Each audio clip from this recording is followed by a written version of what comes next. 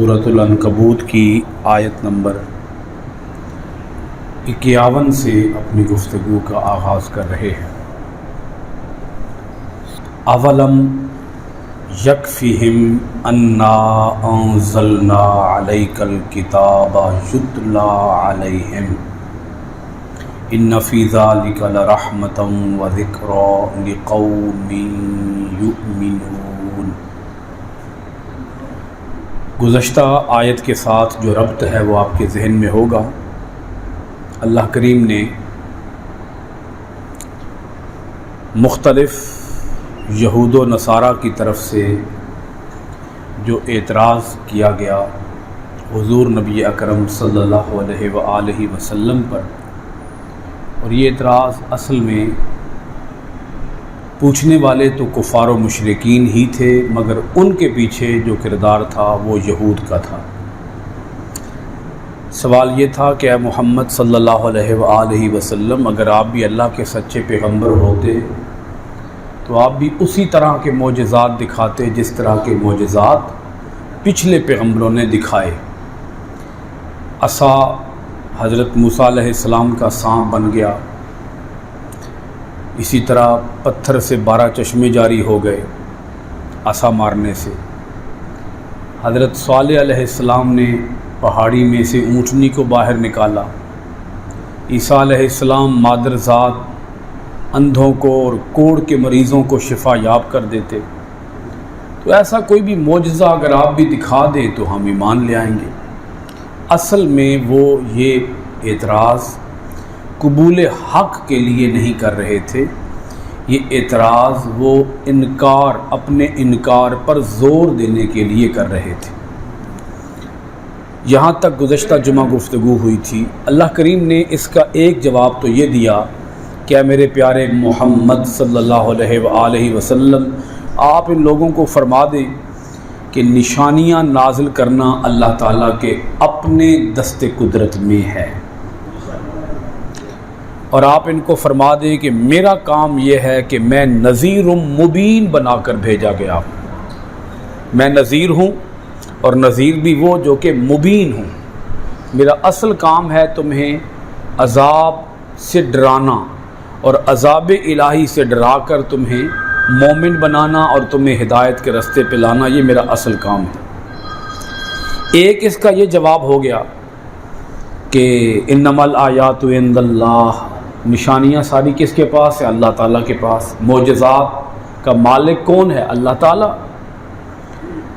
दूसरा इसका जवाब ये दिया, अवलम यकफ़िहिम अन्ना अंज़लना अलैकल किताब युतला अलैहिम।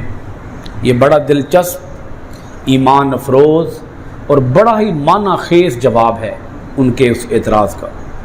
एतराज़ तो आप समझ चुके हैं ना, क्या एतराज़ था जी?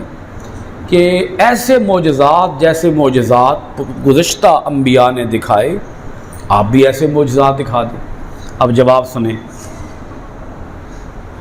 अवलम यकफ़िहिम, क्या इन्हें काफ़ी नहीं है?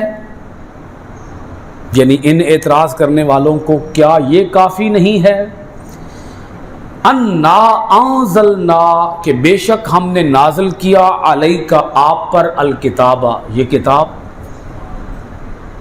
बेशक हमने आप पर ये किताब उतार दी है, क्या ये काफ़ी नहीं है? इसका मतलब ये बना कि एतराज़ करने वालों, कुरान मजीद के होते हुए अब किसी और मोजज़े की तो ज़रूरत ही नहीं है। कुरान खुद इतना बड़ा मोजज़ा है। कुरान खुद सारे मोजज़ात का मजमुआ है, सारे मोजज़ात का मरकज़ है, महवर है। इसके अंदर सारे मोजज़ात शामिल कर दिए गए। कोई मोजज़ा तो हमने पीछे छोड़ा नहीं है। यही मोजज़ा है, यही असल मोजज़ा है। यही किताब कुरान मजीद सारे मोजज़ात की जान है, सारे मोजज़ात का निचोड़ है। इसके होते हुए फिर ये मोजज़ा मांग रहे हैं, क्या इनके लिए यही मोजज़ा सबसे बढ़कर नहीं है? यही मोजज़ा سب سے بڑھ کر نہیں ہے. اب انہیں اور کون سا معجزہ چاہیے؟ یتلا علیہم، اس قرآن کی آیتوں کی ان پہ تلاوت کی جاتی ہے، انہیں یہ آیتیں پڑھ کے سنائی جاتی ہیں، ان آیتوں سے ان کے کانوں کو محظوظ کیا جاتا ہے. اب آگے اللہ کریم نے بتایا کہ یہ کتاب ہے کیا کیا. پہلے تو فرما دیا کہ یہی معجزہ ہے، پھر آگے فرمایا ان فی ذالک لرحمۃ وذکری لقوم یؤمنون، بے شک قرآن مجید کے اندر ضرور اللہ کی رحمت ہے. قرآن مجید ان لوگوں کے لیے نصیحت ہے جو لوگ اس قرآن کے اوپر ایمان رکھتے ہیں. جو ایمان رکھتے ہیں ان کے لیے قرآن کیا ہے؟ نصیحت. ہاں جن کا ایمان ہی نہیں ہے ان کے لیے تو قرآن کچھ بھی نہیں ہے. اس آیت کے اندر 3 عظمتیں قرآن مجید کی اجاگر کی گئی ہیں. نمبر 1 قرآن معجزہ ہے، نمبر 2 قرآن رحمت ہے، اور نمبر 3 قرآن مومن لوگوں کے لیے نصیحت ہے. تو قرآن مجید کے ہوتے ہوئے اب کسی اور معجزے کی ضرورت باقی نہیں ہے. اگر آپ اس آیت کے اندر تھوڑا سا مزید غور فرمائیں، چونکہ آخری پیغمبر کی جو نبوت اور رسالت ہے وہ قیامت تک کے انسانوں کے لیے ہے. یعنی آپ کے بعد اعلان کر دیا گیا کہ اللہ تعالیٰ نے اس نبی کو آخری نبی بنا کے بھیجا ہے، اب ان کے بعد اور کوئی نبی دنیا کے اندر نہیں آئے گا، انہی کی نبوت قیامت تک چلے گی. تو فرما دیا کہ ہم نے ان کو معجزہ بھی وہ عطا کر دیا ہے جو قیامت تک معجزہ ہی رہے گا.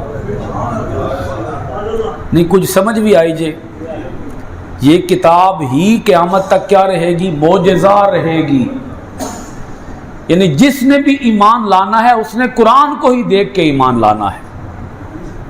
قرآن کے بعد تو اب معجزے ختم ہو گئے، اب تو معجزوں کی حاجت نہیں رہی، اب تو معجزوں کی ضرورت نہیں رہی، اب معجزات کی کوئی غرض و غایت باقی نہیں رہی، کیونکہ قرآن ہی اللہ تعالیٰ نے قیامت تک کے انسانوں کے لیے معجزہ بنا کر دنیا کے اندر بھیج دیا ہے. یہ جیتا جاگتا معجزہ ہے جی، یہ ہمیشہ زندہ معجزہ ہے، یہ ہمیشہ نظر آنے والا معجزہ ہے. کوئی جب چاہے اس معجزے کو اٹھائے اور اٹھا کے اپنے سینے سے لگائے، اللہ اس کے سینے کو اطمینان عطا فرما دے گا، اللہ اس کے سینے کو روشنی عطا فرما دے گا، نور عطا فرما دے گا. ہاں کوئی طالب حق ہو، متلاشی حق ہو اور جستجو کرنے والا ہو، قرآن کا طالب بن کر، قرآن پر مومن بن کر، قرآن پر ایمان لا کر، دولت ایمان سے مشرف ہو کر اگر کوئی اس قرآن کو تھامے گا، قرآن کو سینے سے لگائے گا تو قرآن اسے یقیناً فیض عطا کرے گا. وہ دیکھیں نا، جیسے حضرت صالح علیہ السلام نے ایسے اشارہ کیا، پہاڑ پھٹا، اندر سے اونٹنی باہر آئی، لوگوں نے اسے اپنی آنکھوں سے دیکھا، اس نے آ کے بچے کو جنم دیا. وہ منظر لوگوں نے دیکھا اپنی آنکھوں سے. آج اگر کوئی کہے بھئی وہ اونٹنی میں بھی دیکھنا چاہتا ہوں، اب نہ وہ اونٹنی، نہ وہ پیغمبر، نہ وہ پہاڑ، جی اب تو کچھ بھی نہیں ہے. اسی طرح حضرت موسیٰ علیہ السلام نے ایسے اپنا عصا مارا پہاڑ کے پتھر کے اوپر، اس میں سے 12 چشمے جاری ہو گئے. اب اگر کوئی کہے بھئی میں بھی اس طرح کا معجزہ آج اپنی آنکھوں سے دیکھنا چاہتا ہوں، کیا حکم ہوگا؟ نہیں بھائی اب نہیں دیکھ سکتے. اب معجزہ کیا ہے؟ اب معجزہ قرآن ہے. ان معجزات کے دور ختم ہو گئے، وہ انبیاء بھی دنیا سے پردہ فرما گئے، معجزات بھی پردہ کر گئے. اب وہ معجزے دیکھے نہیں جا سکتے. آج جو معجزہ دیکھا جا سکتا ہے اسی کو دیکھو، وہی آخری معجزہ ہے. اب اس کے بعد کسی اور معجزے کی کوئی ضرورت نہیں ہے. اور یہی معجزہ رحمت ہے، یہی معجزہ مومنوں کے لیے نصیحت ہے.